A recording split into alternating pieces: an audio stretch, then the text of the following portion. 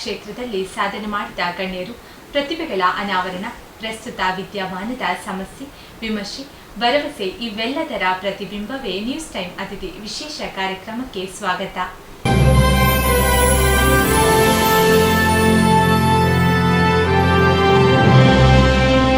ಇಂದಿನ news time ಅತಿಥಿ ವಿಶೇಷ ಕಾರ್ಯಕ್ರಮದಲ್ಲಿ ದಕ್ಷಿಣ ಕನ್ನಡ ಜಿಲ್ಲೆಯ ಹಾಲು ಉತ್ಪಾದಕರ ಒಕ್ಕೂಟದ ಅಧ್ಯಕ್ಷರು ಆಗಿರುವ ರವಿರಾಜ್ ಹೆಗ್ಡೆ ಅವರು ನಮ್ಮ ಜೊತೆ ಇದ್ದಾರೆ. ಸರ್, ಕಾರ್ಯಕ್ರಮಕ್ಕೆ ಸ್ವಾಗತ. ದಕ್ಷಿಣ ಕನ್ನಡ ಹಾಲು ಉತ್ಪಾದಕರ ಒಕ್ಕೂಟದ ಕಾರ್ಯವ್ಯಾಪ್ತಿ ಎಷ್ಟು? ದಕ್ಷಿಣ ಕನ್ನಡ ಹಾಲು ಉತ್ಪಾದಕರ ಒಕ್ಕೂಟ ಪ್ರಾರಂಭ ಆಗುವ ಮೊದಲು ಇದು ಉಡುಪಿ ಜಿಲ್ಲೆಯಲ್ಲಿ ಕೆನರಾ ಹಾಲು ಉತ್ಪಾದಕರ ಒಕ್ಕೂಟ ಮತ್ತು ಮಂಗಳೂರಲ್ಲಿ ಗೌರ್ಮೆಂಟ್ ಡೈರಿ, ಇದು ಎರಡೂ ಸೇರಿಕೊಂಡು 1986ನೇ ಇಸ್ವಿಯಲ್ಲಿ ದಕ್ಷಿಣ ಕನ್ನಡ ಹಾಲು ಉತ್ಪಾದಕರ ಒಕ್ಕೂಟ ಅಂತ ಆಯಿತು. ಆ ಹೊತ್ತಲ್ಲಿ ಈ ಜಿಲ್ಲೆಗೆ ಆವಾಗ ಅವಿಭಜಿತ ಜಿಲ್ಲೆ ಆಗಿದ್ದರೂ ಕೂಡ ಈಗ ಉಡುಪಿ ಜಿಲ್ಲೆ ಮತ್ತು ದಕ್ಷಿಣ ಕನ್ನಡ ಜಿಲ್ಲೆ ಈ ಎರಡೂ ಜಿಲ್ಲೆಗಳ ಸೇರಿಕೊಂಡು ದಕ್ಷಿಣ ಕನ್ನಡ ಹಾಲು ಉತ್ಪಾದಕರ ಒಕ್ಕೂಟ ಅಂತ ಆಗಿದೆ. ಇಷ್ಟು ಸದಸ್ಯರನ್ನು ಒಳಗೊಂಡಿದೆ ನೋಡಿ, ಇದು ಮೊದಲು ನಾನು ಈಗ ಹೇಳಿದಾಗೇ ಪ್ರಥಮ ಬಾರಿಯಲ್ಲಿ ಒಂದು ಒಕ್ಕೂಟ ಈ ಅಮೂಲ್ ಮಾದರಿಯಲ್ಲಿ ಇಲ್ಲೊಂದು ಒಕ್ಕೂಟ ಪ್ರಾರಂಭ ಆಗಿದ್ದರೆ ಅದು ಕೆನರಾ ಹಾಲು ಉತ್ಪಾದಕರ ಒಕ್ಕೂಟ. ಅದು ಸನ್ಮಾನ್ಯ ದಿವಂಗತ ಟಿ.ಎ. ಪೈ ಅವರ ಒಂದು ನೇತೃತ್ವದಲ್ಲಿ ಮತ್ತು ಕೆ ಪೈ ಅವರ ಒಂದು ಮುಂದಾಳತ್ವದಲ್ಲಿ ಪ್ರಾರಂಭ ಆಗಿ ಬಹುಶಃ ಆ ನಂತರದ ಅವಧಿಯಲ್ಲಿ 1976ರಿಂದ ಹೆಚ್ಚು ಕಡಿಮೆ 10 ವರ್ಷ 86ರವರೆಗೆ ಅದು ಉಡುಪಿ ಜಿಲ್ಲೆಯಲ್ಲಿ ಕಾರ್ಯನಿರ್ವಹಣೆ ಮಾಡ್ತಾಯಿತ್ತು. ಆ ನಂತರದ ಅವಧಿಯಲ್ಲಿ ನಮ್ಮ ಒಕ್ಕೂಟಕ್ಕೆ ಅದು ಪ್ರಾರಂಭ ಆದ ನಂತರ ಒಟ್ಟಾರೆ ನಮ್ಮ ಇಲ್ಲಿ ಸದಸ್ಯತ್ವ ಎರಡು ಜಿಲ್ಲೆಯಲ್ಲಿ ಆಗಾಗಲೇ ಇದ್ದಂತಹ ಸಂಘಗಳು ಮತ್ತು ಇಲ್ಲಿದ್ದ ಸಂಘಗಳು ಇದೆಲ್ಲ ಸೇರಿಕೊಂಡು ಸದಸ್ಯತ್ವ ಇತ್ತು. ಆನಂತರ ಈಗ ನಾವು ಸದಸ್ಯತ್ವ ಅಂತ ಹೇಳಬೇಕಾದ್ರೆ ಎರಡು ಜಿಲ್ಲೆಯಲ್ಲಿ ಸುಮಾರು 729 ಸಂಘಗಳು ಎರಡು ಜಿಲ್ಲೆಯಲ್ಲಿ ಇದಕ್ಕೆ ಸದಸ್ಯರಾಗಿ ನಮ್ಮ ಸಂಘದ ಒಕ್ಕೂಟದ ಒಳಗೆ ಕೆಲಸವನ್ನು ನಿರ್ವಹಣೆ ಮಾಡ್ತಾ ಇದೆ. ಅದೇ ರೀತಿ ಇಂಡಿವಿಜುವಲ್ ಮೆಂಬರ್ ವೈಯಕ್ತಿಕ ಸದಸ್ಯತ್ವ ಹೇಳಬೇಕಾದ್ರೆ ಸುಮಾರು 1,40,40,000ಕ್ಕೂ ಹೆಚ್ಚಿನ ಜನ ಇದರಲ್ಲಿ ಸದಸ್ಯರಾಗಿ ಹಾಲು ಹಾಕ್ತಾ ಇದ್ದಾರೆ. ಅಂದರೆ ದಿನಂಪ್ರತಿ ಅಂದರೆ ಅವರು ಹಾಲು ಹಾಕುವವರು ಅಂತ ಹೇಳಬೇಕಾದ್ರೆ ಸುಮಾರು 70,000 ಜನರು ದಿನಂಪ್ರತಿ ಈಗ ಹಾಲು ಏನು ಸಂಗ್ರಹಣೆ ಆಗ್ತದೆ, ಸುಮಾರು ಹೆಚ್ಚು ಕಡಿಮೆ 5 ಲಕ್ಷದವರೆಗೆ ಹಾಲು ಸಂಗ್ರಹಣೆ ಆಗ್ತಾ ಇದೆ. ಆ ಹಾಲನ್ನು ದಿನಂಪ್ರತಿ 70,000ಕ್ಕೂ ಹೆಚ್ಚಿನ ಜನ ಅವರು ಸಕ್ರಿಯ ಸದಸ್ಯರಂತ ಹೇಳ್ತೇವೆ.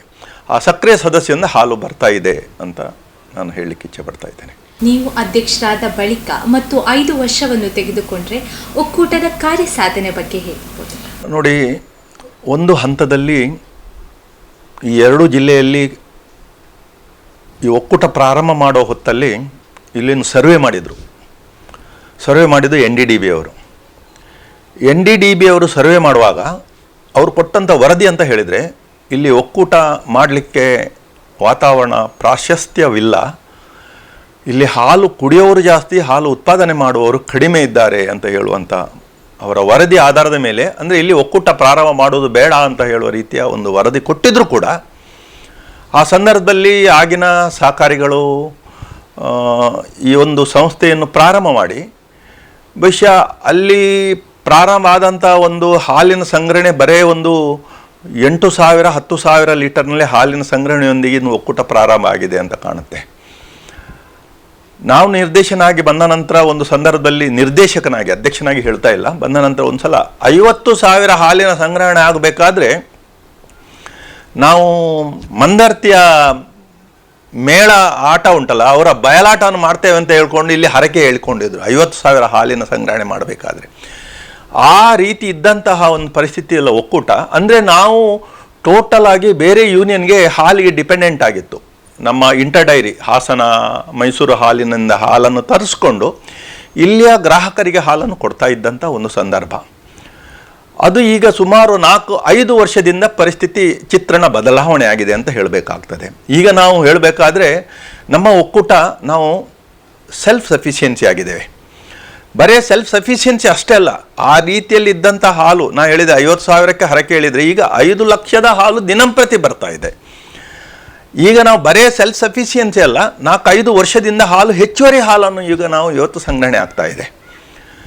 ಪ್ರಥಮ ವರ್ಷದಲ್ಲಿ 4 ವರ್ಷದ ಹಿಂದೆ ಒಂದು 25 ಲಕ್ಷದಷ್ಟು ಹಾಲಿನ ಸಂಗ್ರಹಣೆ, ನಾವು ಹೆಚ್ಚುವರಿ ಹಾಲು ಸಂಗ್ರಹಣೆಯಾಗಿ ಅದನ್ನು ಹಾಲಿನ ಹುಡಿ ಮಾಡಿದರೆ, ಮಾರನೇ ವರ್ಷದಲ್ಲಿ ಅದಕ್ಕಿಂತ ಜಾಸ್ತಿ ಸುಮಾರು 40-45 ಲಕ್ಷ ಲೀಟರ್ನಷ್ಟು ಹಾಲನ್ನು ಹಾಲಿನ ಹುಡಿಯಾಗಿ ಮಾರ್ಪಾಡು ಮಾಡಿದ್ದೇವೆ. 3ನೇ ವರ್ಷ ಸುಮಾರು ಅದು 60-80 ಲಕ್ಷಕ್ಕೂ ಹೆಚ್ಚಿನ ಹಾಲನ್ನು ನಾವು 3ನೇ ವರ್ಷ ಹಾಲಿನ ಹುಡಿಯಾಗಿ ಮಾರ್ಪಾಡು ಮಾಡಿದ್ದೇವೆ. ಹೋದ ವರ್ಷ ಸ್ವಲ್ಪ ಕಡಿಮೆ, ಅಂದರೆ ಸುಮಾರು 45-50 ಲಕ್ಷದಷ್ಟು ಲೀಟರ್ ಹೆಚ್ಚುವರಿ ಹಾಲನ್ನು ಹಾಲಿನ ಹುಡಿಯಾಗಿ ಮಾರ್ಪಾಡು ಮಾಡಿದ್ದೇವೆ. ಆದರೆ ಈ ವರ್ಷ ಹೆಚ್ಚಿಗೆ ಕಡಿಮೆ ಕೋವಿಡ್ನ ಈ ಒಂದು ಅನಿವಾರ್ಯ ಸಂದರ್ಭದಿಂದ ಮತ್ತು ಬೇರೆ ಬೇರೆ ಒಂದು ಪರಿಣಾಮದಿಂದ ಸುಮಾರು 1,60,00,000ಕ್ಕೂ ಹೆಚ್ಚಿನ ಹಾಲನ್ನು ಈ ವರ್ಷ ಹಾಲಿನ ಹುಡಿಯಾಗಿ ಮಾರ್ಪಾಡು ಮಾಡಿದ್ದೇವೆ. ಅಂದರೆ ಈ ವರ್ಷ ಹೆಚ್ಚು ಕಡಿಮೆ ನಮಗೆ ಇಲ್ಲಿ ಎಷ್ಟು ಹಾಲು ಬೇಕು ಅದಕ್ಕಿಂತಲೂ ಹೆಚ್ಚುವರಿ ಹಾಲು ಬರ್ತಾ ಇದೆ. ಹೆಚ್ಚು ಕಡಿಮೆ ಇವತ್ತಿಗೂ ಕೂಡ ನಾವು ಸುಮಾರು 50-60 ಸಾವಿರ ಲೀಟರ್ನಷ್ಟು ಹೆಚ್ಚುವರಿ ಹಾಲಿನ ಹುಡಿಯಾಗಿ ಮಾರ್ಪಾಡು ಆಗ್ತಾ ಇದೆ ಅಂತ ಹೇಳುವಂಥದ್ದು ನಾವು ಗಮನಿಸಬೇಕಾಗ್ತದೆ. ಬಹುಶಃ ಇದು ನಾವು ಯಾರೂ ನಿರೀಕ್ಷೆ ಮಾಡದೇ ಇದ್ದಂತಹ ಬೆಳವಣಿಗೆ. ವಿಶೇಷ ಹಳ್ಳಿಗಳಲ್ಲಿ ಇವತ್ತು ಹೆಚ್ಚು ಜನರು ಹೈನುಗಾರಿಕೆ ಬರ್ತಾ ಇದ್ದಾರೆ. ಹಳ್ಳಿಗಳಲ್ಲಿ ಅಲ್ಲ, ಇವತ್ತು ಪೇಟೆಯಲ್ಲಿದ್ದವರು ವಿದ್ಯಾವಂತರು ಕೂಡ ಹೈನುಗಾರಿಕೆ ಹೆಚ್ಚು ಒಲವು ತೋರಿಸ್ಕೊಂಡು ಹೈನುಗಾರಿಕೆ ಬರ್ತಾ ಇರುವಂಥದ್ದನ್ನು ಕಾಣ್ತಾ ಇದ್ದೇವೆ. ಆದರೆ ಒಟ್ಟಾರೆ ಪರಿಣಾಮವಾಗಿ ಇವತ್ತು ಹೈನುಗಾರಿಕೆ ವಿಶೇಷ ಸರ್ಕಾರ ಕೊಡುವಂಥ 5 ರೂಪಾಯಿ ಅನುದಾನ ಮತ್ತು ಅತಿ ಹೆಚ್ಚು ದರವನ್ನು ಕೊಡುವಂಥದ್ದು, ಈ ಒಕ್ಕೂಟ, ಇದೆಲ್ಲ ಪರಿಣಾಮ ಅಂತ ಕಾಣುತ್ತೆ. ಹಾಲಿನ ಉತ್ಪಾದನೆಯಲ್ಲಿ ಈಗ ಸಾಕಷ್ಟು ಆಗ್ತಾ ಇದೆ. ಈ ಒಕ್ಕೂಟದಿಂದ ಯಾವೆಲ್ಲ ದೇಶಕ್ಕೆ, ರಾಜ್ಯಕ್ಕೆ ಹಾಲು ಮತ್ತು ಹಾಲಿಂದ ತಯಾರಿಸಿದ ಉತ್ಪನ್ನಗಳು ರಫ್ತಾಗ್ತಾ ಇದೆ? ಬೇರೆ ದೇಶಕ್ಕಿಂತ ನಮ್ಮ ಬೇರೆ ರಾಜ್ಯದ್ದು ನಾನು ಹೇಳಬೇಕಾಗ್ತದೆ ಫಸ್ಟಿಗೆ. ಯಾಕೆಂದರೆ ಬೇರೆ ದೇಶಕ್ಕೆ ನಾವು ರಫ್ತು ಮಾಡುವ ಹಂತದಲ್ಲಿ ನಾವು ಕರ್ನಾಟಕ ಮಹಾಮಂಡಳಿ ಏನಿದೆ, ನಮ್ಮ ಪೇರೆಂಟ್ ಬಾಡಿ ಕರ್ನಾಟಕ ಮಹಾಮಂಡಳಿ KMFನ ಮೂಲಕ ನಾವು ಯಾವುದೇ ದೇಶಕ್ಕೆ ರಫ್ತು ಮಾಡಬೇಕಾದ್ರೆ ಅವರ ಮುಖಾಂತರ ಹೋಗಬೇಕಾಗ್ತದೆ. ಅವರ ಮುಖಾಂತರ ಈಗಾಗಲೇ ರಫ್ತು ಆಗ್ತಾ ಇದೆ. ಅದು ಸಿಂಗಾಪುರ ಆಗಿರ್ಬೋದು, ಅರಬ್ ಕಂಟ್ರಿ ಆಗ್ಬೋದು, ಇವತ್ತು ಕೂಡ ಬೇರೆ ಬೇರೆ ರಾಷ್ಟ್ರಕ್ಕೆ ರಫ್ತು ಮಾಡುವಂಥ ಪ್ರಯತ್ನಗಳು ಸಾಕಷ್ಟು ಆಗ್ತಾ ಇದೆ. ಆದರೆ ನಮ್ಮ ಒಕ್ಕೂಟದಲ್ಲಿ ನಾವು ಈ ಹಿಂದೆ ಹಾಲನ್ನು ನೇರವಾಗಿ ಒಂದು ಕಾರ್ನರಿಂದ, ಒಂದು ಹಳ್ಳಿಯಿಂದ ಒಂದು 100-150 ಕಿಲೋಮೀಟ್ರ್ 200 ಕಿಲೋಮೀಟ್ರ್ ದೂರದಿಂದ ನೇರವಾಗಿ ಡೈರಿ ಬರಬೇಕು. ಅದು ಒಂದು ಡೈರಿ, ಒಂದು ಮಂಗಳೂರು, ಒಂದು ಉಡುಪಿ, ಈ ಡೈರಿಯಿಂದ ದೂರದಿಂದ ಹಾಲು ಬರಬೇಕಿತ್ತು. ಅಲ್ಲಿ ಶೀತಲೀಕರಣ ವ್ಯವಸ್ಥೆಗೆ ಒಳಪಡಬೇಕಿತ್ತು. ಆದರೆ ಇವತ್ತು ಆ ಪರಿಸ್ಥಿತಿ ಇಲ್ಲ. ಪರಿಸ್ಥಿತಿ ಅಂದರೆ ಏನಚ್ಚಿ ಬದಲಾವಣೆ ಆಗಿದೆ. ಎಲ್ಲ ಈ ಹಳ್ಳಿಗಳಲ್ಲಿ ಶೀತಲೀಕರಣ ವ್ಯವಸ್ಥೆಗೆ ಹಾಲನ್ನು ಒಳಪಡಿಸುವಂಥ ವ್ಯವಸ್ಥೆಯನ್ನು ಮಾಡ್ತಾ ಇದ್ದೇವೆ. ಹೆಚ್ಚು ಕಡಿಮೆ 129 ಸಾಂದ್ರ ಶೀತಲೀಕರಣ ಘಟಕಗಳು ನಮ್ಮ ಸಂಘಗಳಲ್ಲಿ ಇವತ್ತು ಕಾರ್ಯನಿರ್ವಹಣೆ ಮಾಡ್ತಾ ಇದೆ. ಅಂದರೆ ಸುಮಾರು ನಮಗೆ ಬರುವಂಥ ಹಾಲಿನ 80% ಹಾಲು ಹೆಚ್ಚು ಕಡಿಮೆ ಸಾಂದ್ರ ಶೀತಲೀಕರಣ ಘಟಕದಿಂದ ಹಳ್ಳಿಯಲ್ಲಿ ಅದು ಶೀತಲೀಕರಣ ವ್ಯವಸ್ಥೆಗೆ ಒಳಪಟ್ಟು, ಅಂದರೆ ಹಾಲಿನ ತಾಜಾತನವನ್ನು ಉಳಿಸ್ಕೊಂಡು ಅದನ್ನು ಟ್ಯಾಂಕರ್ ಮೂಲಕ ನಮಗೆ ಇದಕ್ಕೆ ಡೈರಿಗೆ ಬರ್ತಾ ಇದೆ. ಅಲ್ಲಿಂದ ಬಂದು ನಾವು ಇಲ್ಲಿ ವಿವಿಧ ಉತ್ಪನ್ನಗಳು, ಹಾಗೆ ಅದರಲ್ಲಿ UHT ಮಿಲ್ಕ್, ಇವತ್ತೊಂದು 4-5 ವರ್ಷದ ಹಿಂದೆ ದಕ್ಷಿಣ ಕನ್ನಡ ಹಾಲು ಉತ್ಪಾದಕರ ಒಕ್ಕೂಟ ನಮ್ಮ ರಾಜ್ಯದಲ್ಲೇ ಪ್ರಥಮ ಯೂನಿಯನ್ ಆಗಿ UHT ಮಿಲ್ಕದ ಫ್ಲೆಕ್ಸಿ ಮಿಲ್ಕ್, UHT ಮಿಲ್ಕ್ ಬೇರೆ ಯೂನಿಯನ್ ಮಾಡಿದೆ, ಅದು ಗುಡ್ ಲೈಫ್ ಹಾಲಲ್ಲಿ ಮಾಡಿದೆ. ಆದರೆ ನಾವು ತೃಪ್ತಿಯಲ್ಲಿ, ಅದು ನಮ್ಮ ತೃಪ್ತಿ ಮಿಲ್ಕ್ ಅಂತ ಹೇಳಿಕೊಂಡು ಪ್ರಥಮ ಬಾರಿ ನಾವು ದಕ್ಷಿಣ ಕನ್ನಡ ಹಾಲು ಉತ್ಪಾದಕರ ಒಕ್ಕೂಟದಿಂದ 90 ದಿವಸ ಬಾಳಿಕೆ ಬರುವಂಥ ಹಾಲನ್ನು ನಾವು ಇಲ್ಲಿ ಪ್ಯಾಕೆಟ್ ಪ್ರೊಸೆಸ್ ಸ್ಟಾರ್ಟ್ ಮಾಡಿ ಅದನ್ನು ನಮ್ಮ ಇಲ್ಲೇ ವಿತರಣೆ ಮಾಡ್ತಾ ಇದ್ದೆ. ಹಾಗೆ ಅಲ್ಲದೆ ಬೇರೆ ರಾಜ್ಯಕ್ಕೂ ಕೂಡ ಅದು ಇವತ್ತು ವಿತರಣೆ ಆಗ್ತಾ ಇದೆ. ಯಾವುದು ತೃಪ್ತಿ ಮಿಲ್ಕ್ ಇವತ್ತು ಅದು ಮಹಾರಾಷ್ಟ್ರ ಹೋಗ್ತಾ ಇದೆ, ಆಂಧ್ರ ಪ್ರದೇಶ ಹೋಗ್ತಾ ಇದೆ, ಛತ್ತೀಸ್ಗಢ ಹೋಗ್ತಾ ಇದೆ. ಯಾಕೆ ಇತ್ತೀಚೆಗೆ 1-2 ತಿಂಗಳ ಹಿಂದೆ ಕಾಶ್ಮೀರದ ಪಠಾನ್ಕೋಟಕ್ಕೂ ಕೂಡ 14,000 ಲೀಟರ್ನಷ್ಟು ಇಲ್ಲೇ ಹಾಲು ಕಾಶ್ಮೀರಕ್ಕೆ ಹೋಗಿದೆ. ಅಂದರೆ ನಮ್ಮ ಹಾಲಿನ ಗುಣಮಟ್ಟ ಒಳ್ಳೆಯದಿದ್ದರಿಂದ ನಾವು ಇವತ್ತು UHT ಮಿಲ್ಕು ಬೇರೆ ಬೇರೆ ಉತ್ಪನ್ನಗಳನ್ನು ಮಾಡಲಿಕ್ಕೆ ಇವತ್ತು ಅವಕಾಶ ಆಗಿದೆ. ಹಾಗೆ ನೋಡಿ, ಹಾಗೆ ನಮ್ಮ ಇವತ್ತು ಉತ್ಪನ್ನಗಳು ಉತ್ಪನ್ನಗಳಂತ ಹೇಳಬೇಕಾದ್ರೆ ಇವತ್ತು ನಾವು ಮೊದಲು ಒಂದು ಸಂದರ್ಭ ಇತ್ತು, ಬರೀ ಹಾಲಿನ ಬಂದ ಕೂಡಲೇ ಹಾಲಿನ ವಿವಿಧ ಬಗೆ ಮತ್ತು ಕರ್ಡ್, ಮೊಸರು ಅಥವಾ ಮಜ್ಜಿಗೆ. ಇವತ್ತು ಮಜ್ಜಿಗೆಯಲ್ಲಿ ಒಂದಷ್ಟು ವೇರಿಯಂಟ್ಸ್ ಇದೆ. ಇವತ್ತು ಸಾದಾ ಮಜ್ಜಿಗೆ ಅಂತ ನಾವು ಮಾರುಕಟ್ಟೆ ಬಿಡುಗಡೆ ಮಾಡಿದ್ದೇವೆ. ಕೆಲವರಿಗೆ ಮಜ್ಜಿಗೆಗೆ ಯಾವುದೇ ರೀತಿಯ ಮಸಾಲ ಹಾಕದೆ ಪ್ಲೇನ್ ಮಜ್ಜಿಗೆ ಇರಬೇಕು, ಆ ರೀತಿಯ ಮಜ್ಜಿಗೆ. ಮತ್ತೊಂದು ಜೀರಾ ಮಜ್ಜಿಗೆ, ಹಾಗೆ ಮಸಾಲ ಮಜ್ಜಿಗೆ. ಈ ರೀತಿಯಲ್ಲಿ ಮಜ್ಜಿಗೆಯಲ್ಲಿ ಒಂದಷ್ಟು ವೇರಿಯಂಟ್ಸು, ಮೊಸರಲ್ಲಿ ಒಂದಷ್ಟು ವೇರಿಯಂಟ್ಸು. ಇವತ್ತು ಸೆಟ್ ಕರ್ಡ್ ದಪ್ಪವಾಗಿ ಕಪ್ಪಲ್ಲಿ ಬರುವಂಥ ಸೆಟ್ ಕರ್ಡನ್ನು ಮಾರುಕಟ್ಟೆ ಬಿಡುಗಡೆ ಮಾಡಿದ್ದೇವೆ. ಹಾಗೆ ಇವತ್ತು ಸಾಕಷ್ಟು ಉತ್ಪನ್ನಗಳನ್ನು ನಮ್ಮ ಒಕ್ಕೂಟದಿಂದ ಬಿಡುಗಡೆ ಮಾಡಿದ್ದೇವೆ. ಅದು ಪೇಡ ಆಗಿರ್ಬೋದು, ಮೈಸೂರು ಪಾಕ್ ಆಗಿರ್ಬೋದು, ಅದು ನಿಮ್ಮ ಎಂಥದ್ದು ಕ್ಯಾಶು ಬರ್ಫಿ ಆಗಿರ್ಬೋದು, ಅದು ಸುವಾಸಿತ ಹಾಲು ಆಗಿರ್ಬೋದು. ಲಾಸ್ಟ್ ಇಯರ್ ಹೋದ ವರ್ಷದಲ್ಲಿ ನಾವು ಕೋಲ್ಡ್ ಕಾಫಿ ಮತ್ತು ಕಷಾಯವನ್ನು ಮಾರುಕಟ್ಟೆ ಬಿಡುಗಡೆ ಮಾಡಿದ್ದೇವೆ. ನಂದಿನಿ ಬೈಟನ್ನು ಮಾರುಕಟ್ಟೆ ಕೊಡ್ತಾ ಇದ್ದೇವೆ. ಹಾಗೆ ಇದಷ್ಟಲ್ಲದೆ ಪನ್ನೀರು, ಮೈಸೂರು ಪಾಕು, ಇಷ್ಟಕ್ಕೆ ಸಾಕಷ್ಟು ಉತ್ಪನ್ನಗಳು ಇವತ್ತು ಮಾರುಕಟ್ಟೆಗೆ ನಾವು ನಂದಿನಿಯ ಉತ್ಪನ್ನಗಳನ್ನು ಬಿಡುಗಡೆ ಮಾಡಿದ್ದೇವೆ. ಬಹುಶಃ ಅದು ಕರ್ನಾಟಕ ಮಹಾಮಂಡಳಿ KMFನ ವತಿಯಿಂದ ನೋಡಬೇಕಾದ್ರೆ ಇವತ್ತು 80 ಉತ್ಪನ್ನಕ್ಕೂ ಹೆಚ್ಚಿನ ವೇರಿಯಂಟ್ಸು ಇವತ್ತು ಮಾರುಕಟ್ಟೆಯಲ್ಲಿ ನಂದಿನಿಯ ಉತ್ಪನ್ನಗಳು ಇದೆ. ಬಹಳ ಬೇಡಿಕೆ ಇದೆ, ಬಹಳ ಉತ್ತಮವಾದ ಬೇಡಿಕೆ ಇದೆ. ಬಹುಶಃ ಇವತ್ತು ನಮ್ಮ ಒಕ್ಕೂಟ, ದಕ್ಷಿಣ ಕನ್ನಡ ಹಾಲು ಉತ್ಪಾದಕರ ಒಕ್ಕೂಟ, ಇಷ್ಟು BMCಗಳನ್ನು ಹಾಕ್ಕೊಂಡು ಇಲ್ಲಿಯ ನಮ್ಮ ರೈತರ ಒಂದು ಪ್ರಾಮಾಣಿಕತೆಯಿಂದ, ಯಾಕೆಂದರೆ ನಾವೊಂದು ಹೇಳೋದುಂಟು, ಹಾಲು ಅಂತ ಹೇಳಿದ ಕೂಡಲೇ ಬರೀ ನಾವು ಹಾಲನ್ನು ತಕ್ಕೊಂಡು ಗ್ರಾಹಕರಿಗೆ ಕೊಡುವಷ್ಟೇ ನಮ್ಮ ವ್ಯವಸ್ಥೆ ಅಲ್ಲ. ನಾವು ಗೋವಿನಿಂದ ಗ್ರಾಹಕನವರೆಗೆ ನಮ್ಮದು ವ್ಯವಸ್ಥೆ. ಗೋವಿನಿಂದ ಗ್ರಾಹಕನವರೆಗೆ ಅಂತ ಹೇಳಿದರೆ, ಒಬ್ಬ ರೈತ ಒಂದು ಗೋವನ್ನು ಹಸುವನ್ನು ಆ ಗೋವನ್ನು ಯಾವ ರೀತಿ ಸಾಕಬೇಕು, ಅದನ್ನು ಆರೈಕೆ ಯಾವ ರೀತಿ ಮಾಡಬೇಕು, ಹಾಲನ್ನು ಯಾವ ರೀತಿ ಸ್ವಚ್ಛತೆಯನ್ನು ಕಾಪಾಡಬೇಕು, ಹಾಲನ್ನು ಕರೆಯುವಾಗ ಆ ಸ್ವಚ್ಛತೆಯಿಂದ ಒಳ್ಳೆ ಸ್ಟೀಲ್ ಕ್ಯಾನಲ್ಲೇ ಬಂದು ಹಾಲನ್ನು ಸಂಘಕ್ಕೆ ಕೊಡಬೇಕು.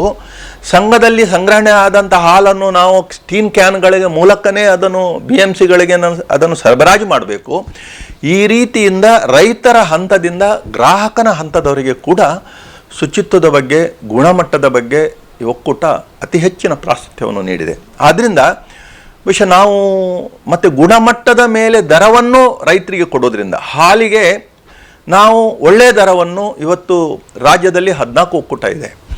14 ಒಕ್ಕೂಟದಲ್ಲಿ ಒಂದು ಹಾಲಿಗೆ ಸರಾಸರಿ ಅತಿ ಹೆಚ್ಚಿನ ದರ ಯಾವುದು ಕೊಡುವಂಥದ್ದು ಒಕ್ಕೂಟ ಅಂತ ಇದ್ದರೆ ಅದು ದಕ್ಷಿಣ ಕನ್ನಡ ಹಾಲು ಉತ್ಪಾದಕರ ಒಕ್ಕೂಟ ಅಂತ ಹೇಳಲಿಕ್ಕೂ ಸಂತೋಷ ಆಗ್ತಾ ಇದೆ.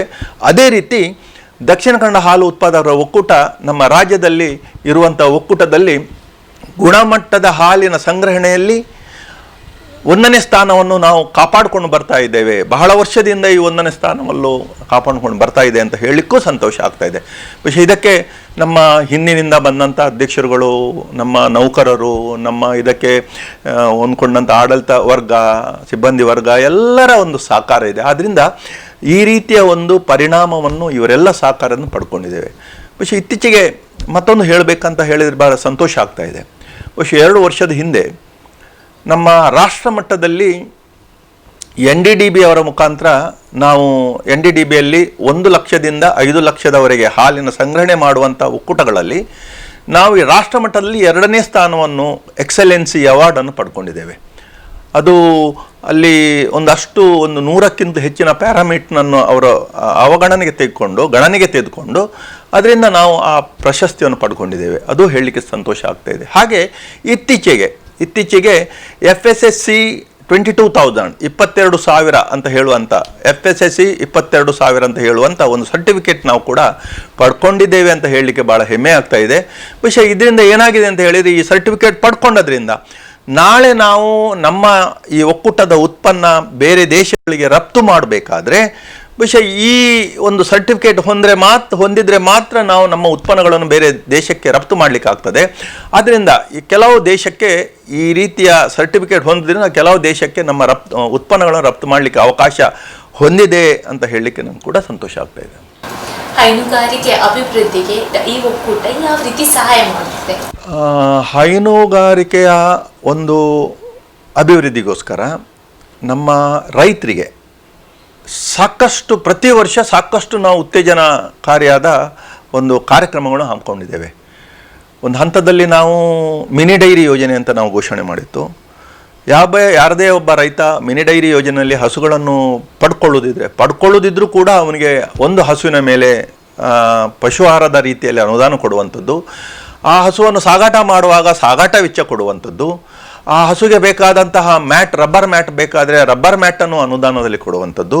ಬಹುಶಃ ನಾವು ಹೆಚ್ಚು ಒತ್ತು ಕೊಡುವಂಥದ್ದು ಹಸಿರು ಮೇವಿನ ಬೆಳವಣಿಗೆಗೋಸ್ಕರ. ಹಸಿರು ಮೇವನ್ನು ಹೆಚ್ಚಿನವರು ಬೆಳೆಸಬೇಕು, ಅದನ್ನು ಹಸುವಿಗೆ ಬೇಕಾದದ್ದೇ ಹಸಿರು ಮೇವು, ಆದ್ದರಿಂದ ಹಸಿರು ಮೇವನ್ನು ರೈತ ಬೆಳೆಸ್ಕೊಳ್ಬೇಕು ಅಂತ ಹೇಳೋ ದೃಷ್ಟಿಯಲ್ಲಿ ಇತ್ತೀಚೆಗೆ ನಾವು ಯಾವುದೇ ಒಬ್ಬ ರೈತ ಒಂದು 25 ಸೆಂಟ್ಸಲ್ಲಿ ಹಸಿರು ಮೇವನ್ನು ಬೆಳೆಸಿದರೆ ಅವನಿಗೆ 5,000, 50 ಸೆಂಟ್ಸಲ್ಲಿ ಹಸಿರು ಮೇವನ್ನು ಬೆಳೆಸಿದರೆ 10,000, 1 ಎಕರೆಯಲ್ಲಿ ಹಸಿರು ಮೇವನ್ನು ಬೆಳೆಸ್ಕೊಂಡ್ರೆ ಅದಕ್ಕೆ 20,000 ಅನುದಾನವನ್ನು ಕೊಡ್ತಾ ಇದ್ದೇವೆ. ಹಸಿರು ಮೇವು ಅವರ ಹಸುಗಳಿಗೆ ಹಸು ಮೇವು, ಆದರೆ ಅನುದಾನ ಕೊಡ್ತಾ ಇದ್ದೇವೆ.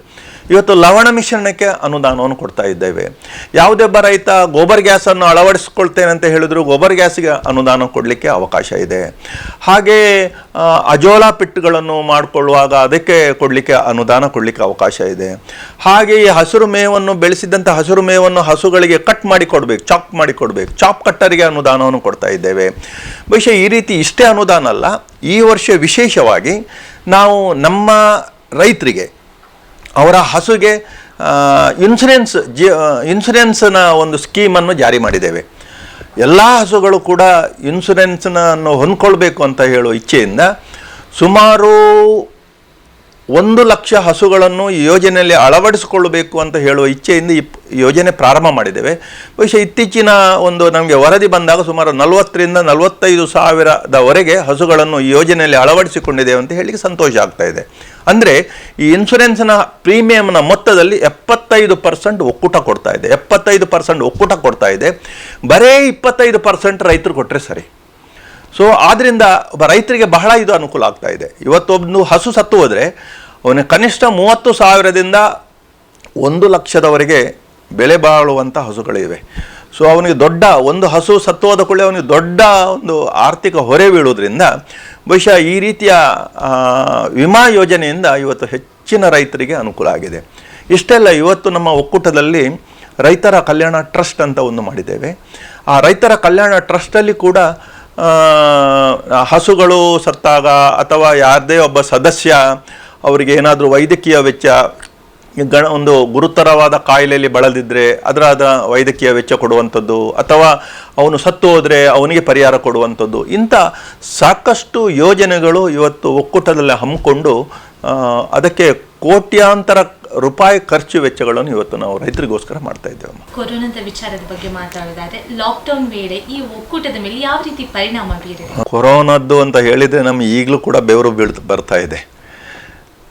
ಯಾಕೆಂತ ಹೇಳಿದರೆ ಆ ಕೊರೋನಾದ ಸಂದರ್ಭವನ್ನು ಈಗ ಆಲೋಚನೆ ಮಾಡಿದರೆ ಈಗ ನೆನಪು ಹೋಗ್ತಾ ಇದೆ. ಆದರೂ ಆ ಸಂದರ್ಭವನ್ನು ನೋಡಿದರೆ ಬಹುಶಃ ನಾವು ಈ ಒಂದು ಸಂಸ್ಥೆಯನ್ನು ಹೇಗೆ ನಡೆಸೋದು, ಹೇಗೆ ಮಾಡೋದು ಅಂತ ಹೇಳುವಂಥ ಒಂದು ಗುರುತರವಾದ ನಮಗೆ ಒಂದು ಚಾಲೆಂಜ್ ಇತ್ತು. ಆದರೆ ಆ ಸಂದರ್ಭದಲ್ಲಿ ನಮ್ಮ ಎಲ್ಲ ಸಿಬ್ಬಂದಿಗಳಾಗಲಿ, ಸಂಘಗಳ ಕಾರ್ಯದರ್ಶಿ, ಅಲ್ಲಿ ಸಿಬ್ಬಂದಿಗಳು, ಜನರು ಎಲ್ಲರೂ ಕೂಡ ಸಹಕಾರ ಸಿಕ್ಕಿದೆ. ಎಲ್ಲರೂ ಕೂಡ ತಮ್ಮ ಜೀವದ ಹಂಗು ತೊರೆದು ಆ ಹೊತ್ತಲೆ ಹಾಲನ್ನು ಕೊಡುವವರು ಹಾಲು ಕೊಟ್ಟಿದ್ದಾರೆ, ಸಾಗಾಟ ಮಾಡೋರು ಸಾಗಾಟ ಮಾಡಿದ್ದಾರೆ, ನಮ್ಮ ಇಲ್ಲಿಂದ ಹೋಗಿ ಗ್ರಾಹಕರಿಗೆ ಸಪ್ಲೈ ಕೊಡುವವರು ಸಪ್ಲೈ ಮಾಡಿದ್ದಾರೆ, ಇಲ್ಲಿ ಪ್ರೊಸೆಸ್ ಮಾಡೋರು ಒಕ್ಕೂಟದಲ್ಲಿ ಅವರೆಲ್ಲ ಅವರವರ ಕಾರ್ಯದಲ್ಲಿ ನಿರ್ವಹಣೆ ಮಾಡಿದ್ರಿಂದ ಬಹುಶಃ ನಾವು ಅದನ್ನು ಸಮರ್ಥವಾಗಿ ನಾವು ಎದುರಿಸಿದ್ದೇವೆ ಅಂತ ಹೇಳಲಿಕ್ಕೆ ಸಂತೋಷ ಆಗ್ತಾಯಿದೆ. ಎಲ್ಲರನ್ನೂ ಅಭಿನಂದಿಸ್ತಾ ಇದ್ದೇನೆ. ಆದರೆ ಇದು ದೊಡ್ಡ ಹೊಡೆತ ಎಲ್ಲಿ ಬಿದ್ದಿದೆ ಅಂತ ಹೇಳಿದರೆ ಮಾರುಕಟ್ಟೆ ಮೇಲೆ ಬಿದ್ದಿದೆ. ಎಷ್ಟೋ ದಿವಸ ನಮ್ಮ ಹಾಲು ಮಾರುಕಟ್ಟೆಗೆ ಹೋದಂಥ ಹಾಲು ಎಷ್ಟೋ ಸಂದರ್ಭದಲ್ಲಿ ಹಾಲು ಹೋಗಿ ಹೊರಗೆ ವಾಪಸ್ ಬರುವಂಥದ್ದು, ಇಲ್ಲಿ ನಮ್ಮ ಸೈಲುಗಳೆಲ್ಲ ಭರ್ತಿ ಆಗುವಂಥದ್ದು. ಇಲ್ಲಿ ಭರ್ತಿಯಾದ ಹಾಲನ್ನು ನಾವು ಏನು ಮಾಡಬೇಕು, ಒಂದೇ ಚೆಲ್ಲಬೇಕು, ಇಲ್ಲಾಂದರೆ ಹಾಲಿನ ಹುಡಿಯಾಗಿ ಮಾರ್ಪಾಡು ಮಾಡಬೇಕು. ಹಾಲಿನ ಹುಡಿಯಾಗಿ ಮಾರ್ಪಾಡು ಮಾಡಬೇಕಾದ್ರೆ ಆ ಸಂದರ್ಭದಲ್ಲಿ ಇಡೀ ರಾಜ್ಯದಲ್ಲಿರುವಂಥ ಎಲ್ಲ ನಮ್ಮ ಪೌಡರ್ ಘಟಕಗಳು ಫುಲ್ ಆಗಿರೋದ್ರಿಂದ ಬೇರೆ ಬೇರೆ ರಾಜ್ಯಕ್ಕೂ ಕೂಡ ಕಳಿಸ್ಕೊಡ್ಬೇಕಾಗಿತ್ತು. ಒಂದು ಟ್ಯಾಂಕರ್ ಹಾಲು ಹೋದರೆ ಅದು ವಾಪಸ್ ಬರುವಾಗ 3 ದಿವಸ 4 ದಿವಸ 5 ದಿವಸ ಸಹ ತೆಗೆದುಕೊಳ್ಳುವಂಥ ಸಂದರ್ಭ, ಟ್ಯಾಂಕರ್ಗಳ ಅವೈಲಬಿಲಿಟಿ ಇಲ್ಲ.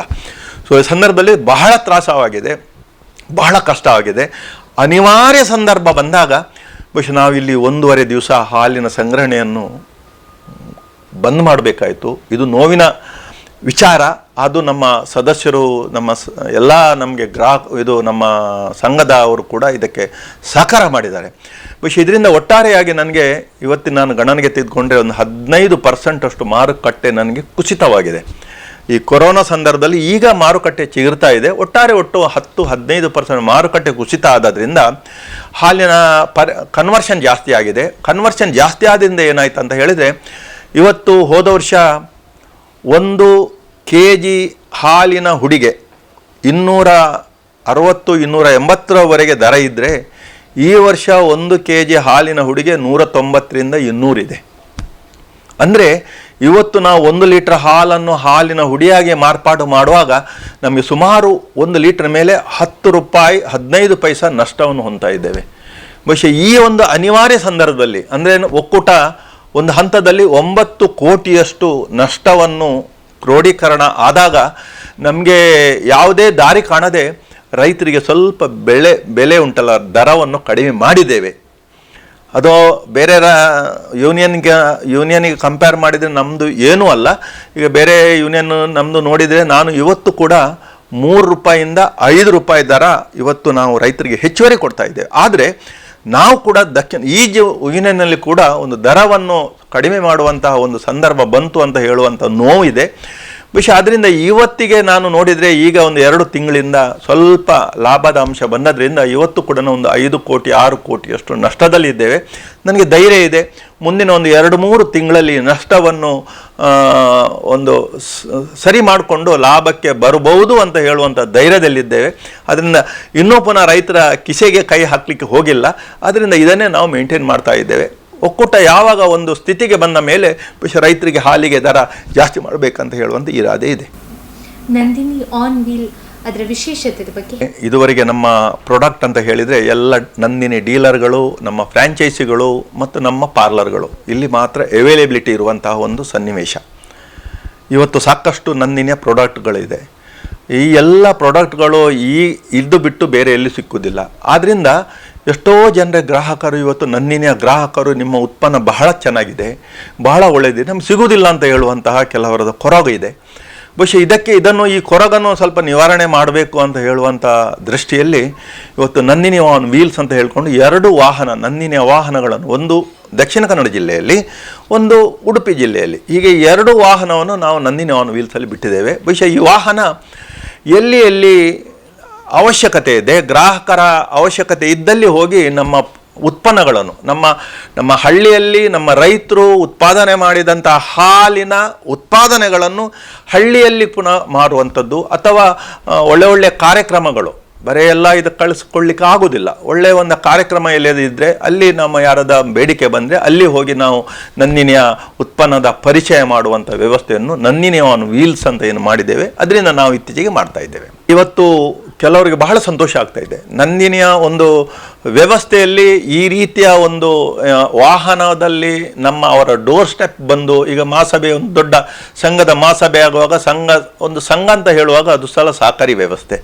ಸಹಕಾರಿ ವ್ಯವಸ್ಥೆಯಲ್ಲಿ ಸಹಕಾರದ ಅಡಿಯಲ್ಲೇ ಇದ್ದಂಥ ಒಂದು ಸಂಸ್ಥೆಯ ಉತ್ಪನ್ನಗಳಲ್ಲಿ ಸಿಗ್ತದೆ ಅಂತ ಹೇಳುವಾಗ ಬಹಳ ಖುಷಿ ಆಗ್ತಾ ಇದೆ. ಯಾಕೆಂದರೆ ಅವ್ರದ್ದೇ ಅದು ಸಂಸ್ಥೆ, ಅವರ ಸಂಸ್ಥೆಯ ಉತ್ಪನ್ನ ಅವರಿಗೆ ಅಲ್ಲಿ ಸಿಗ್ತದೆ ಅಂತ ಹೇಳುವಾಗ ಬಹಳ ಖುಷಿಯಿಂದ ಅವರ ವ್ಯವಸ್ಥೆಯನ್ನು ಅವರು ಒಪ್ಕೊಳ್ತಾ ಇದ್ದಾರೆ. ಒಳ್ಳೆಯ ಬೇಡಿಕೆಯನ್ನು ಬರ್ತಾ ಇದೆ. ಹೋದಲ್ಲೆಲ್ಲ ಒಳ್ಳೆಯ ನಮಗೆ ಒಂದು ಪ್ರತಿಕ್ರಿಯೆಯೂ ಒಳ್ಳೆಯದಿದೆ. ಹೊಸದಾಗಿ ಯಾವೆಲ್ಲ ಉತ್ಪನ್ನಗಳನ್ನು ಗ್ರಾಹಕರಿಗೆ ಪರಿಚಯಿಸಿದ್ದೀರಿ? ಹೋದ ವರ್ಷದಲ್ಲಿ ಕೋಲ್ಡ್ ಕಾಫಿ ಅಂತ ಮಾಡಿತ್ತು. ಕಷಾಯವನ್ನು ನಾವು ಸುವಾಸಿತ ಒಂದು ಪೆಟ್ ಬಾಟ್ಲಲ್ಲಿ ಬಿಡುಗಡೆ ಮಾಡಿದ್ದೇವೆ. ಬಹುಶಃ ಈ ವರ್ಷ ಆ ಪೆಟ್ ಬಾಟ್ಲ್ ಮಾಡಿದ ನಂತರ ನಮ್ಮ ವ್ಯಾಪಾರ 200 ಟೈಮ್ಸ್ ವೃದ್ಧಿಯಾಗಿದೆ. ಅದು ಬೇರೆ ಬೇರೆ ನಮ್ಮ ರಾಜ್ಯದ ವಿವಿಧ ಯೂನಿಯನ್ನ ವಿಭಾಗಕ್ಕೆ ಇದು ಹೋಗ್ತಾ ಇದೆ. ನಾವು ಈ ವರ್ಷ ಕುರಿತಾಗಿ ಯಾವ ಉತ್ಪನ್ನ ಬಿಡುಗಡೆ ಮಾಡುವಂಥದ್ದು, ಯಾಕೆ ಕೊರೋನಾದ ಸಂದರ್ಭದಲ್ಲಿ ಕರ್ನಾಟಕ ಮಹಾಮಂಡಳಿ ಕೂಡ ನಮಗೆ ಯಾವುದೇ ಒಪ್ಪಿಗೆಯನ್ನು ಕೊಡದೇ ಇದ್ದದ್ರಿಂದ ಯಾವುದು ಮಾಡಿಲ್ಲ. ಆದರೆ ಮುಂದಿನ ಹಂತದಲ್ಲಿ ನಾವೊಂದು ಐಸ್ ಕ್ರೀಮ್ ಘಟಕವನ್ನು ಮಾಡಬೇಕಂತ ಹೇಳುವಂಥ ಇಚ್ಛೆ ಇದೆ. ಈಗಾಗಲೇ ನಾವು ಅದರ ಬಗ್ಗೆ ಕಾರ್ಯಪ್ರವರ್ತರಾಗಿದ್ದೇವೆ. ಸುಮಾರು 60 ಕೋಟಿಗೂ ಹೆಚ್ಚಿನ ಖರ್ಚು ವೆಚ್ಚದಲ್ಲಿ ಮಂಗಳೂರಲ್ಲೇ ಒಂದು ಐಸ್ ಕ್ರೀಮ್ ಘಟಕವನ್ನು ಮಾಡಬೇಕಂತ ಇದೆ. ಮುಂದಿನ ಐಸ್ ಕ್ರೀಮ್ ಅನ್ನು ಕೂಡ ಕೊಡಬೇಕು. ಹಾಗೆ ಮುಂದಿನ ವರ್ಷದಲ್ಲಿ ಹೊಸ ಉತ್ಪನ್ನಗಳನ್ನು ಬಿಡುಗಡೆ ಮಾಡಬೇಕು. ಅದು ಎನರ್ಜಿ ಡ್ರಿಂಕ್ ಆಗಿರ್ಬೋದು. ಇವತ್ತು ನಮ್ಮ ಪನ್ನೀರಲ್ಲಿ ವೇ ಇದೆ. ಆ ವೇ ಅಂತ ಹೇಳಿದರೆ ಅದರ contents it has got its own. ಅದರಲ್ಲಿ ತುಂಬ ಎನರ್ಜಿ ವೇಸ್ಟ್ ಆಗ್ತಾ ಇದೆ. ಇದರಿಂದ ಎನರ್ಜಿ ಡ್ರಿಂಕ್ ಮಾಡಬೇಕಂತ ಹೇಳುವಂಥ ಇರಾದೆ ಇದೆ. ಸೊ ಆ ರೀತಿಯಲ್ಲಿ ಮುಂದಿನ ಹಂತದಲ್ಲಿ ನಾವು ಬಿಸ್ಕಿಟ್ ಮಾಡಬೇಕಂತ ಇದೆ. ಸೊ ಮುಂದಿನ ಹಂತದಲ್ಲಿ ನೋಡಬೇಕು, ಕೆಲವರು ಉತ್ಪನ್ನಗಳನ್ನು ಮಾಡಲೇಬೇಕು, ಮಾಡ್ತೇವೆ. ಕೊನೆಯದಾಗಿ ರೈತರಿಗೆ ಏನು ಸಂದೇಶ ರೈತರಿಗೆ ಸಂದೇಶ ನೀಡೋದಿಷ್ಟೇ. ಬಹುಶಃ ಇವತ್ತು ಒಂದು ಏನಾದರೆ ಹಾಲಿನ ದರದಲ್ಲಿ ಸ್ಥಿರತೆ ಸಿಕ್ಕಿದರೆ, ಈ ಒಂದು ವ್ಯವಸ್ಥೆ ಅಮೂಲ್ ಮಾದರಿಯಿಂದ ಇರುವಂತಹ ಈ ಒಕ್ಕೂಟದ ವ್ಯವಸ್ಥೆಯಲ್ಲಿ ಹಾಲಿಗೆ ಒಂದು ದರ ಸ್ಥಿರತೆ ಸಿಕ್ಕಿದೆ. ಹಾಲಿನ ದರದಲ್ಲಿ ಗ್ರಾಹಕರು ಅವರು ನಿರೀಕ್ಷೆ ಮಾಡಿದಷ್ಟು ಹಣವನ್ನು ಕೊಡಲಿಕ್ಕೆ ಆಗದಿದ್ದರೂ ಕೂಡ ಇವತ್ತಿನ ಈ ಪೈಪೋಟಿಯಲ್ಲಿ ಮತ್ತು ಬೇಡಿಕೆಯ ಕೊರತೆಯ ಅಡಿಯಲ್ಲಿ ಉತ್ತಮವಾದ ದರವನ್ನು ರೈತರಿಗೆ ನೀಡ್ತಾ ಇದ್ದೇವೆ. ಬಹುಶಃ ಅವರಿಗೆ ಪ್ರತಿ 10 ದಿವಸಕ್ಕೊಮ್ಮೆ ಯಾವುದೇ ಒಂದು ಸಂದರ್ಭದಲ್ಲಿ ಕೂಡ ತೊಂದರೆ ಆಗದೆ 10 ದಿವಸಕ್ಕೊಮ್ಮೆ ಹಾಲಿನ ದರ ಅವರ ಅಕೌಂಟಿಗೆ ಬೀಳ್ತಾ ಇದೆ. ಎಂದೂ ಕೂಡ ಕೊರೋನಾ ಆಗಲಿ ಏನಾಗಲಿ ಆ ಸಂದರ್ಭದಲ್ಲಿ ಎಂದೂ ಕೂಡ ಅವರಿಗೆ ಇದರಲ್ಲಿ ತೊಂದರೆ ಆಗೋದಿಲ್ಲ.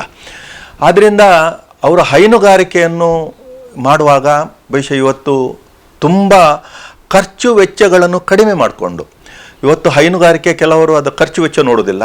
ಆ ಹೈನುಗಾರಿಕೆಯನ್ನು ಇವತ್ತು ವೈಜ್ಞಾನಿಕ ವಿಧಿವಿಧಾನದಿಂದ ಆಧುನಿಕ ಪದ್ಧತಿಯನ್ನು ಅಳವಡಿಸಿಕೊಂಡು ಹೈನುಗಾರಿಕೆಯನ್ನು ಮಾಡಿದರೆ, ಬಹುಶಃ ಅದಕ್ಕೆ ನಾನು ಹೇಳುವಂಥದ್ದಿದೆ. ನಾವು ಈಗಲೇ ಮಾಡ್ತಾ ಇದ್ದೇವೆ. ರೈತರಿಗೆ ವರ್ಷಕ್ಕೆ 2 ಸಲ ಅವರಿಗೆ ಜಂತು ಹುಳದ ಮದ್ದನ್ನು ಕೊಡುವಂಥದ್ದು ನಾವು ಒಕ್ಕೂಟದಿಂದ ಹಮ್ಮಿಕೊಂಡಿದ್ದೇವೆ ರೈತರ ಎಲ್ಲ ಹಸುಗಳಿಗೆ.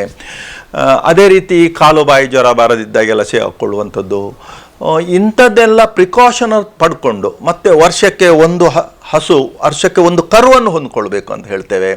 ಬಹುಶಃ ಈ ರೀತಿಯಾಗಿ ಹೈನುಗಾರಿಕೆಯನ್ನು ಆಧುನಿಕ ವಿಧಿವಿಧಾನದಿಂದ ಹಸುಗಳನ್ನು ಸಾಕಿದರೆ ಬಹುಶಃ ಖರ್ಚು ವೆಚ್ಚಗಳನ್ನು ಕಡಿಮೆ ಮಾಡಿಕೊಂಡು, ಎಲ್ಲಿ ನಷ್ಟ ಆಗ್ತದೆ ಅದನ್ನು ನಷ್ಟವನ್ನು ಪರಿಹಾರ ಮಾಡಿಕೊಂಡು ಹೈನುಗಾರಿಕೆಯನ್ನು ಮಾಡಿದರೆ ಹೈನುಗಾರಿಕೆಯನ್ನು ಲಾಭ ಮಾಡಲಿಕ್ಕೆ ಸಾಧ್ಯತೆ ಇದೆ. ಬರೀ ಹೈನುಗಾರಿಕೆ ಹಾಲು ಮಾತ್ರ ಅಲ್ಲ, ಹಾಲಿನೊಂದಿಗೆ ಹಸುಗಳು ಇವತ್ತು ನೀಡುವಂತಹ ಗೊಬ್ಬರ ಆಗಲಿ, ಸೆಗಣಿ ಅಥವಾ ಗಂಜಳವಾಗಲಿ, ಅಥವಾ ಇದನ್ನು ನಾವು ಪರಿಪೂರ್ಣವಾಗಿ ಉಪಯೋಗಿಸ್ಕೊಳ್ಬೇಕು. ಇದರಲ್ಲಿರುವಂತಹ ಯಾರು ಇದರ ಬೆಲೆಯನ್ನು ಇವತ್ತು ನೋಡಿಲ್ಲ. ಬಹುಶಃ ಇದರ ಹಾಲಿಗಿಂತ ಜಾಸ್ತಿ ಬೆಲೆ ಅದಕ್ಕೆ ಬರುತ್ತೆ. ಇವತ್ತು ಅದನ್ನು ಒಳ್ಳೆ ರೀತಿಯಲ್ಲಿ ನಮ್ಮ ತೋಟಗಳಿಗೆ ಉಪಯೋಗ ಮಾಡಿಕೊಂಡ್ರೆ ಬಹುಶಃ ಅದರಿಂದ ಸಾಕಷ್ಟು ಇವತ್ತು ರಾಸಾಯನಿಕ ಗೊಬ್ಬರದ ಪರಿಣಾಮದಿಂದ ಅವರು ಸ್ವಲ್ಪ ಹಿಂದೆ ಬಂದು ಇವತ್ತು ರಾಸಾಯನಿಕ ಗೊಬ್ಬರ ಉಪಯೋಗವನ್ನು ಕೂಡ ಕಡಿಮೆ ಮಾಡಬೇಕು ಅಂತ ಹೇಳುವಂತಹ ಒಂದು ವರದಿಗಳು ಸಾಕಷ್ಟು ಬರ್ತಾ ಇದೆ. ಈ ಸಂದರ್ಭದಲ್ಲಿ ಆಲ್ಟರ್ನೇಟಿವ್ ಆಗಿ ಸೆಗಣಿ ಗೊಬ್ಬರ, ಈ ಗಂಜಳ ಇದನ್ನು ನಾವು ಉಪಯೋಗಿಸ್ಕೊಂಡು ಹೆಚ್ಚು ಹೆಚ್ಚು ಹೈನುಗಾರಿಕೆ ಲಾಭ ಮಾಡಲಿಕ್ಕೆ ಅವಕಾಶ ಇದೆ. ಕೃಷಿ ಇದ್ದರೆ ಆ ಕೃಷಿಯಲ್ಲಿ ಕೂಡ ಹೈನುಗಾರಿಕೆಯನ್ನು ಉಪಯೋಗಿಸ್ಕೊಂಡು ಕೃಷಿಯನ್ನು ಮಾಡಬೇಕು. ಒಬ್ಬ ಹೈನುಗಾರ ಅಂತ ಹೇಳುವಾಗ ಅವನು ಸ್ವಲ್ಪ ಹಸಿರು ಮೇವನ್ನು ಬೆಳೆಸ್ಕೊಳ್ಬೇಕು. ಹಸಿರು ಮೇವನ್ನು ಬೆಳೆಸ್ಕೊಂಡ್ರೆ ಅವನು ಪಶುಹಾರದ ಮೇಲೆ ಖರ್ಚುಗಳನ್ನು ಕಡಿಮೆ ಮಾಡ್ಕೊಳ್ಳಿಕ್ಕೆ ಅವಕಾಶ ಇದೆ. ಈ ರೀತಿಯಲ್ಲಿ ಹೈನುಗಾರಿಕೆಯನ್ನು ಮಾಡಬೇಕು ಅಂತ ಹೇಳುವಂಥ ಸಂದೇಶವನ್ನು ರೈತರಿಗೆ ಕೊಡ್ತಾ ಇದ್ದೇನೆ. ಹಾಗೆ ಗುಣಮಟ್ಟದ ಹಾಲನ್ನು ಹೆಚ್ಚು ಹೆಚ್ಚು ನೀವು ನಮ್ಮ ಸಂಘಕ್ಕೆ ಕೊಡಿ. ಗ್ರಾಹಕರು ಇವತ್ತು ನಾನು ಮೆಚ್ಚಬೇಕು, ಗ್ರಾಹಕರು ಕೂಡ ಇವತ್ತು ನಂದಿನಿಗೆ ಬೇಕಾದಷ್ಟು ಗ್ರಾಹಕರಿದ್ದಾರೆ. ಹೆಚ್ಚು ಕಡಿಮೆ ಹೇಳಬೇಕಾದ್ರೆ ನಮ್ಮ 2 ಜಿಲ್ಲೆಯಲ್ಲಿ 90% ಹೆಚ್ಚು ನಂದಿನಿ ಗ್ರಾಹಕರು ಇದ್ದಾರೆ. ಯಾಕೆಂದರೆ ಹಾಲಿನ ಗುಣಮಟ್ಟ ಚೆನ್ನಾಗಿದೆ, ನಮ್ಮ ಸದಸ್ಯರು ಒಳ್ಳೆ ಹಾಲನ್ನು ಕೊಡ್ತಾ ಇದ್ದಾರೆ ಅಂತ ಹೇಳುವಂತಹ ಒಂದು ವಿಶ್ವಾಸ ಮತ್ತು ನಂಬಿಕೆಯಿಂದ ಗ್ರಾಹಕರು ಇದ್ದಾರೆ. ಬಹುಶಃ ಆ ನಂಬಿಕೆ ಮತ್ತು ವಿಶ್ವಾಸವನ್ನು ಉಳಿಸ್ಕೊಳ್ಳುವ ಅಂತ ಹೇಳ್ತಾ ಬಹುಶಃ ನಮ್ಮ ಎಲ್ಲ ಸದಸ್ಯರಿಗೆ ನಾನು ನನ್ನ ವಂದನೆ ಸಲ್ಲಿಸ್ತೀನಿ. ನ್ಯೂಸ್ ಟೈಮ್ ಅತಿಥಿ ವಿಶೇಷ ಕಾರ್ಯಕ್ರಮದಲ್ಲಿ ತಮ್ಮ ಅಭಿಪ್ರಾಯ ಹಂಚಿಕೊಂಡ ಸರ್ ನಿಮಗೆ ಧನ್ಯವಾದಗಳು. ಮತ್ತೊಂದು ಹೊಸ ವಿಷಯದೊಂದಿಗೆ ನ್ಯೂಸ್ ಟೈಮ್ ಅತಿಥಿ ವಿಶೇಷ ಕಾರ್ಯಕ್ರಮ. ನಮಸ್ಕಾರ.